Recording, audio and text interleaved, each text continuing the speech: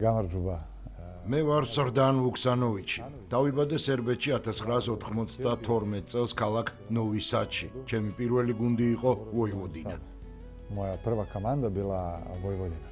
7 либо с 8 лет начал. 7-8 წლის ვიყავი, როცა ცურვაზე დავიწყე სიარული და დაახლოებით 1 წელიწადში გადავედი წყალბურთზე. ყველაფერი ძალიან სწრაფად მოხდა. 14 წლის ვიყავი, როცა ჩემ პირველ გუნდში ვოევოდინაში მოვხდი, სადაც ჩემი მწვრთნელი დეიან სტანოევიჩი იყო, რომელიც საქართველოშიც მუშაობდა და ნაკრებსაც წვრთნიდა. Мой первый тренер был Деян Станович, который нас водил в прошлом году. Папа занимался водным полом, но მამა თამაშობდა წყალბურთს, თუმცა ჩემთვის არასოდეს დაუძალებია, რომ სპორტის ამ სახეობით დავკავებულიყავი. რაღაცნაირად შინაგან გრძნობდი, რომ წყალი ჩემთვის იყო და სიყვარულიც თავიდანვე გამიჩნდა. დღეს ჩემთვის წყალბურთი არის ყველაფერი, რადგან ეს ჩემი ცხოვრებაა. ბავშვობაში სკოლაშიც კარგად ვსწავლობდი, თუმცა ამის პარალელურად დაახლოებით 8 საათს ვატარებდი წყალში. ჩემი მთავარი ოცნება თავიდანვე იყო სერბეთის ნაკრებში თამაში. ამიტომ ყველაფერს ვაძლევდი წყალბურთს და წყალბურთმაც ძალიან ბევრი მომცა მიუხედავად იმისა, რომ უამრავი ტრავმა მქონია და ცხოვრებაშიც ბევრჯერ მიფიქრია, რომ გარკვეული მიზეზების გამო საქმიანობა შემეცვალა, მაგრამ ჩემმა მშობლებმა კარგ გზაზე დამაყენეს და მათგან ისევე როგორც ჩემი უმცროსი ძმისგან ყოველთვის გრძნობდი ძალიან დიდ მხარდაჭერას. ამ ფონზე სულ ფიქრობდი, რომ შემეძლო გაცილებით მეტის გაკეთება და მიუხედავად სირთულეებისა, არასოდეს გავბრაზებულ ვარ ჩემს არჩევანზე. თუ კი რამე ცუდი ხდებოდა, ეს მხოლოდ ჩემი ბრალი იყო და არავისი სხვისი. много моментов и хороших, и плохих. კარიერაში უსიამოვნო და სასიამოვნო მომენტები ბევრი მქონია. 17-18 წლის ასაკში ოლიმპიადისთვის მზადება უნდა დამეწყო. მაშინ ყველაზე ახალგაზრდა წყალბურთელი ვიყავი ნაკრებში და ხელის ძალიან მძიმე ტრავმა მივიღე. მოვიტეხე ისე, რომ მთლიანად შეცვლილი ჰქონდა მიმართულებაც და მდებარეობაც, თუმცა მიღებულ ტრავმაზე არანაკლებ დამწყვიტა გული იმან, რომ მეორე დღესვე უმრავლესობამ დაიწყო საუბარი იმაზე, რომ უქსანოვიჩმა კარიერა დაასრულა და რომ ვეღარასოდეს შეძლებდა წყალბურთის თამაშს. ამას წერდნენ განუწყვეტლივ და გაუთავებლად და მე ძალიან ახალგაზრდა ვიყავი და ეს იყო ჩემთვის დიდი სტრესი და კიდევ უფრო დიდი შინაგანი ბრაზი. მაშინ 17 წლის ასაკში ვიგრძენი, რომ მხარდაჭერა მქონდა მხოლოდ ჩემი ოჯახისგან. არც თანაგუნდელებისგან მიგრძნია ეს და არც ნაკრების წევრებისგან და ჩემი ოჯახის გვერდში დგომით და დახმარებით გავაკეთე ის, რომ 5-6 თვის შემდეგ დავიწყე ყოველდღიური ვარჯიში ცალი ხელით, როგორც მანქანა. ასე ნელ-ნელა ვარჯიში და მუშაობაში წელიწად ნახევარი დამჭირდა, რომ დაუბრუნებულიყავი. დაუბრუნდი და ისევ მოხვდი ნაკრებში და ისევ დამებრუნდა ის გრძნობა, რომ შემეძლო მეტი გამეკეთებინა ჩემი თავისთვის და წყალბურთისთვის და ასეც მოხდა, რადგან ჩემი ოცნება, რომელიც ბავშვობაში დავისახე, ამიხდა და ტოკიოს ოლიმპიურ თამაშებზე ვითამაშე. ეს იმიტომ მოუყევი, რომ მინდა ახალგაზრდა სპორტსმენებს უთხრა, რომ არასოდეს დაივიწყონ ვინ არიან და რა შეუძლიათ გააკეთონ საკუთარი თავისთვის და ოჯახისთვის. Своей жизнью для себя и своей семьи. Этого я очень рад, что есть вот такие команды. დღეს ძალიან ბედნიერი ვარ, რომ ისეთ გუნდში ვთამაშობ, სადაც ადამიანები ერთმანეთს აფასებენ და გვერდში უდგანან. აქ შეუძლიათ განუგეშონ, დაგამშვიდონ და გითხრან, რომ არ ინერვიულო, ყველაფერი კარგად იქნება. ტრავმირებული ხარ, არა უშავს. დაველოდებით ჩვენს გამოჯანმრთელებას და ეს უაღრესად მნიშვნელოვანია ჩემთვის, რადგან თავარია იყო კარგი ადამიანი და არა მხოლოდ კარგი სპორტსმენი. კარგი არა მარტო შენთვის, არამედ სხვებისთვის და მნიშვნელოვანია ის, თუ როგორი დამოკიდებულება გაქვს სხვა ადამიანების მიმართ. თუ შეგიძლია იყავი კარგი სხვებისთვის და დაეხმარე, ვისაც ეს სჭირდება. Это все случилось очень быстро. აპოლოსთან ურთიერთობა ძალიან მოკლე დროში და სწრაფად გადაწყდა, რადგან გუნდმა მზადება და ჩამოყალიბება დაიწყო პრაქტიკულად შუა სეზონში.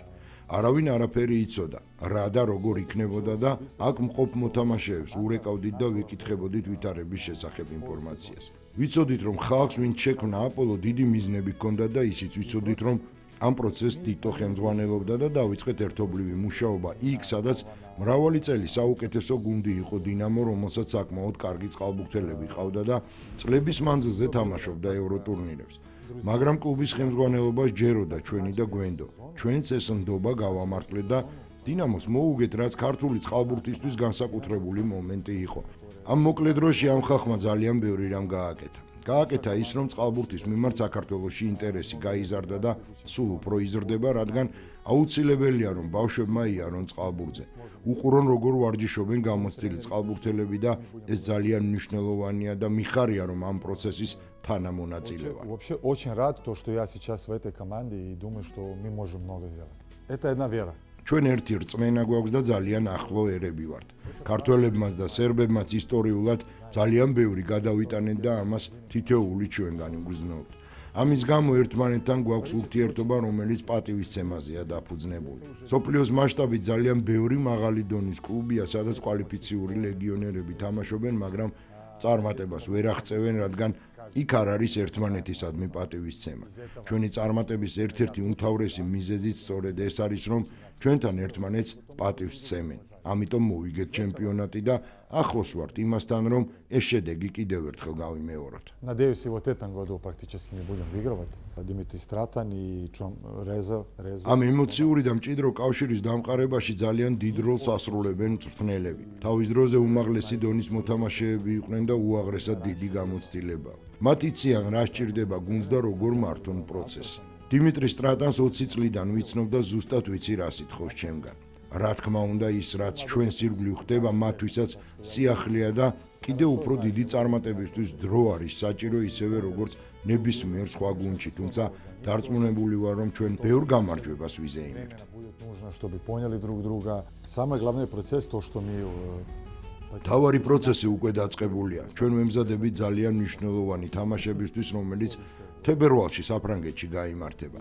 იქამდე კიდევ გვექნება შეკრებები როგორც საქართველოში, ისე სერბეთში. ამასთან დაგვემატა ბითაძე, რომელიც ძალიან მნიშვნელოვანი მოთამაშეა და დარწმუნებული ვარ, ბოლომდე მზად იქნება ამ თამაშებისთვის. გუნდში მოვიდა წყალბურთის ლეგენდა დენეშ ვარგა, რომელიც ბევრი მიმართულებით დაგვეხმარება და მათ შორის ფსიქოლოგიური თვალსაზრისით, რადგან აუცილებელია სწორად გავითავისოთ, რა განწყობით უნდა გავიდეთ თამაშზე და ბევრი სხვა დეტალი, რომელიც თან ახლავს სპორტის ამ სახეობას. მე დარწმუნებული ვარ, რომ ჩვენ შეგვიძლია ამ ორ თვეში ისეთ გუნდად ჩამოვყალიბდეთ, რომელიც ძალიან შორს წავა. пройти очень далеко. Что любит Вукса? რა უყვარს ვუქსას? უყვარს ბევრი სეირნობა, წიგნების კითხვა მუდმივად. ამასთან თავადაც ვწერ წიგნებს. საქართველოს ისტორიაზეც ბევრი რამ აქვს წაკითხული. ვიცი, როდის მიიღეთ სარწმუნოება და კიდევ ბევრი მნიშვნელოვანი ფაქტი. მიყვარს მონასტერში და ეკლესიაში სიარული და საქართველოში სულ დავდივარ. ძალიან ბევრი მოვინახულე. მინდა ვთქვა, რომ თბილისი ჩემი ერთ-ერთი უსაყვარლესი ქალაქია. არ დავმალავ და ვიტყვი, რომ ქართული ღვინო ჩემთვის გამორჩეული სასმელია. როდესაც მეუბნებიან, რომ საუკეთესო ღვინოები ფრანგებს და იტალიელებს აქვთ, ყოველთვის პასუხობ, რომ მათ ქართული ღვინო არ გაუსინჯავთ. არც ხაჭაპური და ხინკალი არ იციან რა არის. ჩემი ერთ-ერთი ოცნებაა, რომ როდესმე სერბეთში ღვინის მაღაზია გავხსნა, რომელსაც თბილისი ერქმევა. თუმცა ვნახოთ, როგორ წავაცხოვრება, ეს ჯერ მხოლოდ ოცნებაა. საქართველოში მეუღლესთან ერთად ვარ, რომელიც ასევე ძალიან ბედნიერია აქ ყოფნით. ორსულად არის ბავშველოდები და ეს ყველაზე დიდი სიხარულია ჩვენთვის. თუ კი ყველაფერი კარგად იქნება და ჩვენი შვილი აქ გაჩნდება, ეს ყველაზე ლამაზი წუთები იქნება ჩვენს ცხოვრებაში. Самый счастливый момент в нашей жизни.